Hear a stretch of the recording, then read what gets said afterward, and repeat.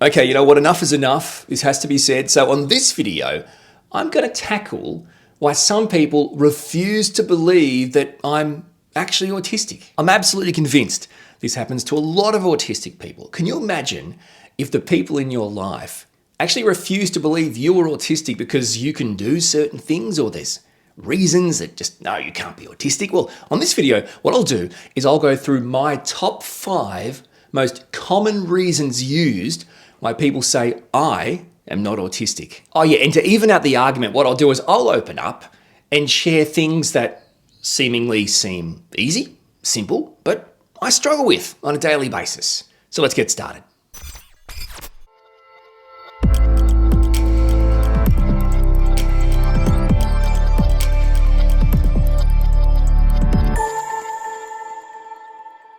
Hey, I'm Orion, that autistic guy, and since my autism diagnosis later in life, I have devoted my time to advocating for the autistic community. And my goal is to raise a level of understanding and acceptance of autistic people right across the planet. I do that in a few ways: my blogs, my podcasts, and these YouTube videos. So if that sounds like something you're interested in learning a bit more about, I'd really appreciate it. I want to thank everyone who's already taken the time to listen to the podcasts, read the blogs, watch the videos, and more importantly, subscribe to the YouTube channel, like the videos, and share the videos with others so we can reach more people. If you haven't had a chance yet, I'd really appreciate it if you consider clicking that subscribe button and ringing the notifications bell so you never miss another episode. But more importantly, you help me raise that level of understanding and acceptance of the autistic community. And if you'd like to reach out to me on my social, you should do that. Maybe you watch a video, listen to a podcast, and something resonates with you, or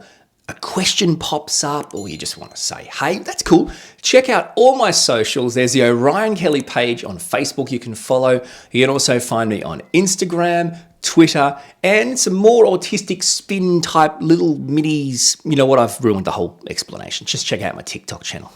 What I was going at for there. That didn't even... Was that English? Understand me not.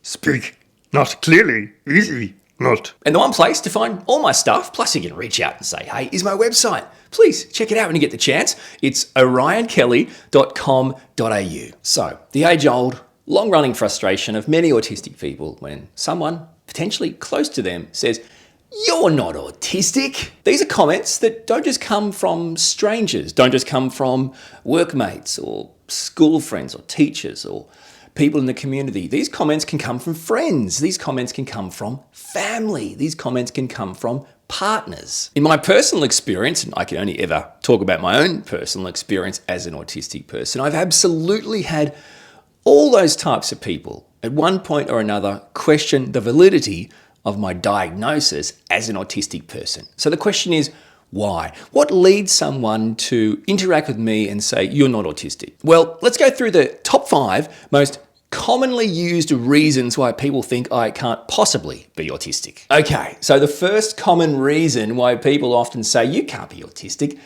is because I possess some high-level specialty skills. You can't be autistic. Don't you work in commercial radio, and don't you do podcasts and MC events and act and what? You can't be autistic. In other words, the argument is that because I have high-level skills in radio, in broadcasting, in audio and video editing, in content creation, and blah, blah, whatever other thing people think I have, that's the proof that I can't be autistic. Possessing high-level specialty skills somehow proves that there's no way I can be autistic, which is absolutely bizarre to me. I mean, think about some autistic people and what they've created in the world, or the specific skills they have and the level of those skills. Anyway, the reality is, yeah, okay, so I have high-level skills. I have specialty skills. But there's a reason for that. Those specialty skills, those high-level skills came about because they are inherently part of my special interests, my lifelong passions. I started working in community radio when I was about 12 years old. I mean, if you're going to be in radio, actually performing, pushing buttons and doing radio shows when you're 12, you're probably going to develop some high-level skills. I don't have high-level specialty skills in pretty much anything else. But again, my special interest, my passion was radio and broadcasting and communication. So I got into community radio as soon as I could. So I guess I can understand it can be a little bit confusing. You look at me and you go, hang on. You do podcasts, you have a YouTube channel, you work in commercial radio, you MC, you act, hang on. And you're pretty good at them. So you can't possibly be autistic. But for my special interest, my passion for doing just this, which by the way is always just me, there's no one around, I would not have those high-level specialty skills. An example of that is, okay, so 2 shoes, right? They go on each foot and presumably each shoe has its own foot that it goes on.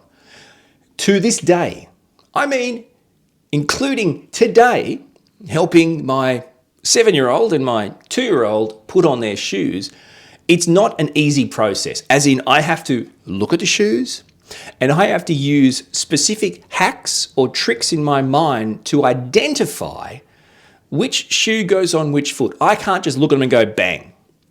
And a lot of times I'll go to school and the teachers go, hang on, your shoes are on the wrong foot. Who put your shoes on today? It's like, Daddy did. Hey, high-level skills. So it's actually a genuine day-to-day struggle for me, being able to identify the right shoe for the right foot. Oh, man. Don't start me on laces. Seriously, if I ever get through the day with my laces not coming undone every 2 seconds, I will be so happy that I'll look about the same as I do now. The point is, I can't work out the right shoe and I can't work out how to tie laces in a way where they stay together. And so what I've done over time is I've just stopped tying my laces. I kind of pull my laces out so they're not dangling everywhere, so I can put my feet in, I can wear my shoes and they just kind of look untied and a bit out, right? And I've done that all my life. And as a result of doing that, for the reasons I've just told you, when I'm inside, I tend to just take my shoes off. And early in my radio career and right through my radio career, I pretty much would just have my shoes on the floor in the studio next to me, and then other people would start to go, "What do you do? Do you do the show without your shoes on? What's happening?" And it's become like this weird myth. People waste energy and time saying, "Hey, Orion, he does his radio show without shoes on." It's like, whoa, that's real. That's interesting. The next commonly used reason why people think I can't possibly be autistic is communication and performance skills. You can't be autistic. You host, radio shows and podcasts, and you MC events and summits and conferences, and you talk in front of hundreds or thousands of people. What are you talking about? You can't be autistic. Okay, so the points made about my ability to engage, communicate, perform, I get them. They're valid. Because that's my special interest. That's my core passion. From seriously, like the age of 2 or 3, entertaining people, getting a crowd, providing some sort of entertainment was always a passion of mine. And through my entire life, from literally a toddler to being a grown man in my late 70s, I've honed those skills. If you have a special interest and you're an autistic person, you will do your special interest every day. And it's not rocket science to know that the more you do things, the better you get. I got into commercial radio when I was 17. So doing commercial radio, going from little radio station to slightly bigger, I mean, you learn, you grow, you get better, you hone your craft. So my ability to act, host, perform, radio podcasts, blah, blah, blah, it's come from years and years of doing what I saw as nothing more than just my passion, my special interest. So, okay, I totally respect that they are core strengths of mine, but it doesn't mean I'm not autistic. And here's an example. Sure, I can do those things, but I seriously struggle to engage, interact, communicate with one person. Okay, so I can get on a stage or go online and MC an event for literally thousands of people. But to me, there's no connection there. It's not like I'm not trying to connect, but I still have my own space, right? I'm on a stage or behind a screen. So I know I'm engaging and communicating and interacting and connecting, but there's a safety barrier there. To me, performing, hosting is not the same as being a good communicator or interacting or engaging with people on a personal level in the real world, right? So I legitimately, to this day, still struggle to interact, to communicate, to engage, to understand cues and body language and signals when interacting with just 1, 2, 3 everyday people in the real world. And in addition to that, I have real anxiety around communicating with people. It's a day-to-day struggle for me to communicate, to interact and engage with people in the real world. It is completely different to honing my skills of performing with that safety barrier of a stage or a screen, or think about radio and podcasts. They're done in a box. You're in a studio or a room by yourself. It can't be a more autistic job. And the last thing I'd add on this point, in my experience as an autistic person, things like phone calls, Zoom meetings, these types of interactions, I find them extremely distressing and they provide high anxiety. I absolutely hate getting phone calls because, number one, I didn't ask for the phone call, right? I didn't ask you to call me. You've called me out of the blue. So what I drop my life because you want to talk to me. It's not how I want to communicate. So, and it really creates high levels of anxiety and distress.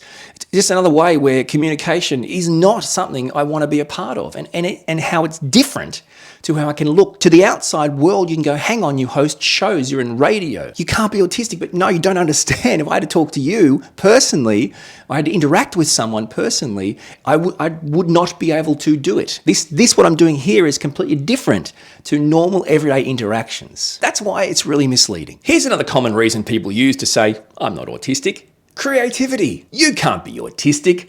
You're creative and funny. Hey. You can put those in the comments, please. I'd like people to see. Put it in the comments right now. Orion, you're creative and funny.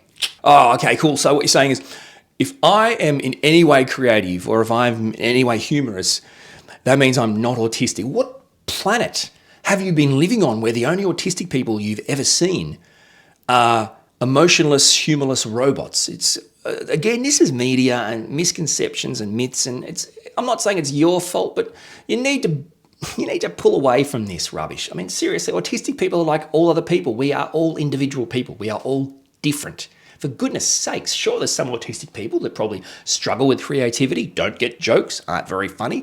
And there's other autistic people that are really funny. Okay, so I would class myself as someone who can make people laugh, make most people laugh, but I would also class myself as someone who actually doesn't really get jokes much, or put it a different way, I'm totally like get up and live my life to make people laugh. But other people don't tend to make me laugh, and I don't tend to find other people's jokes that funny. I don't really know why, whether it's I don't get it or I don't think it's funny, or I think I'm too judgmental. Because I've spent so much time coming up with ways to make people laugh, and other people try to have a joke or be funny, I think to myself, well, you're not funny. That wasn't a joke. It was badly written. You didn't think about the premise. You didn't get the start, middle, end right. The delivery was horrible. And by the way, who are you? You're not funny. You don't try to be funny because you think you can just be funny. You're at my jokes off now. What are you going to do next? Take all my material, do a stand-up to it? Like, seriously. Again, my creativity, my ability to create content, to, I guess, be engaging or humorous or however way you want to put it, my ability to write, to think outside the box. Again, that is a core strength from my special interests, my passion. If my whole life I've always wanted to perform, and by the way, people say perform, it's not, you can't perform, you perform. If that's all I've wanted to do, of course I'm going to get good at it. Creative writing has always been my thing. Creating ideas has always been my thing. I guess the best way I can explain this with regards to creativity not proving that I'm not autistic is, yeah, sure, I'm creative, but on my own terms. Okay, you can't tell me when to be creative. It doesn't work like that for me, right? You can't tell me, okay, you've got some time, why don't you go up and record a video? The kids are sleeping. Well, no, that's not what I plan to do. Sure, I can be creative on my own terms, but I can shut down completely through change of routines. As an autistic person, changes to my plans, my routines, the way I thought my world would go, have a detrimental impact on me. It is not something I can just get over or move on or adapt. I was going to record a video tonight, or I was going to record a video this morning. The kids wouldn't go to sleep. Now I'm upset. It's this afternoon and the kids are asleep. Well, no, I'm not going to record the video, because I wanted to record it this morning. Stuff them. I'm not ready for it now. I don't want to do it now. So the creativity, in a way, is an autistic person's way of creating a world that is, I guess, just better for them. It's controllable. Honestly, my ability to communicate, to create, to engage, to make people laugh can disappear in a second if somehow I've been put off or something has popped up. I know it sounds really like hissy fit tantrum, but it's not. It's like something in my brain stops being able, the connection is lost. Suddenly I can't be funny. Suddenly I don't want to engage. So it proves again that the idea that just because I can make people laugh or I'm creative, that I'm not autistic. It's really unhelpful, and I hope these experiences helped you in some way get why. Another common reason why people think I cannot possibly be autistic comes down to empathy and emotions. You're not autistic. You're empathetic and emotional. I'm pathetic what? No.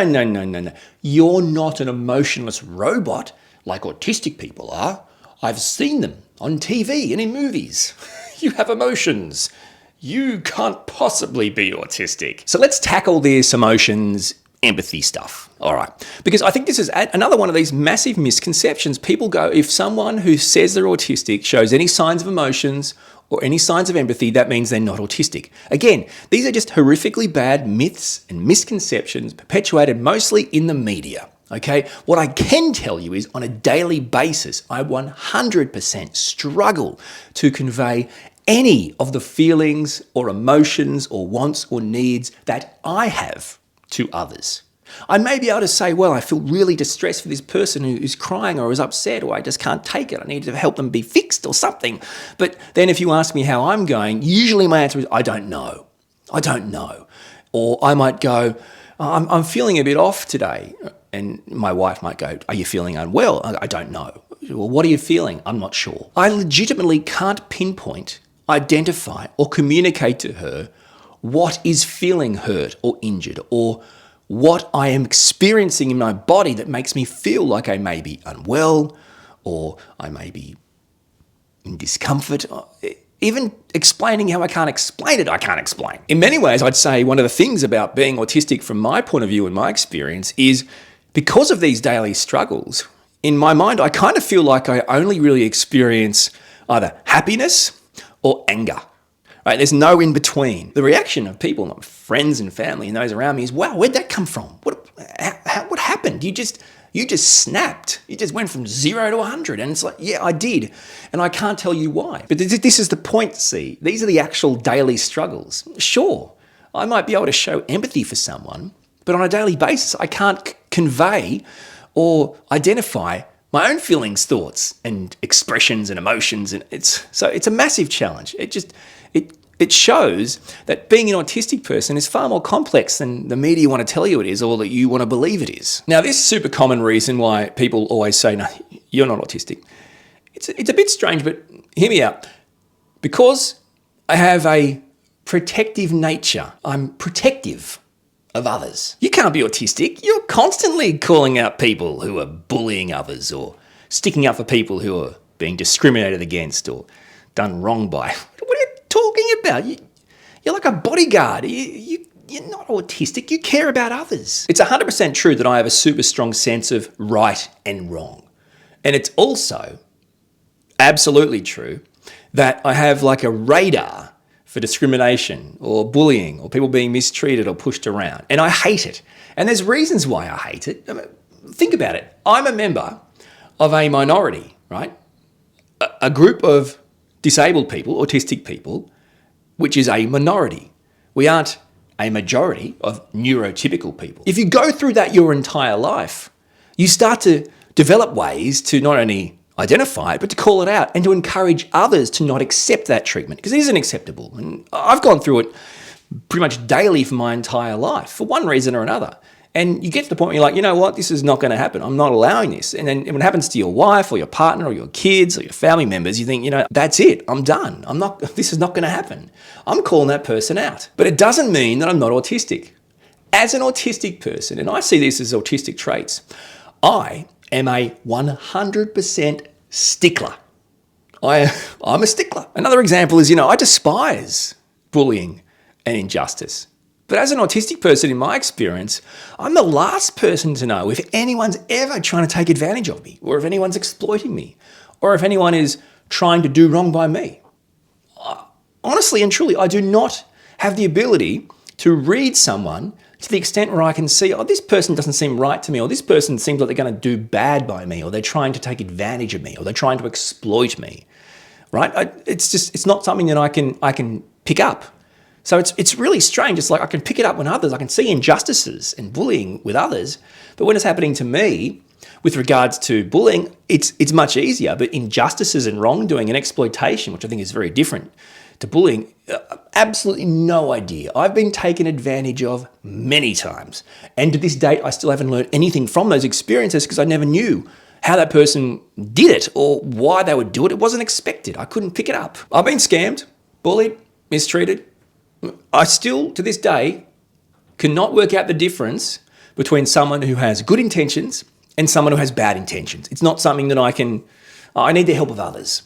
I just have a default, honestly, that everyone has good intentions. That's obviously detrimental for an autistic person.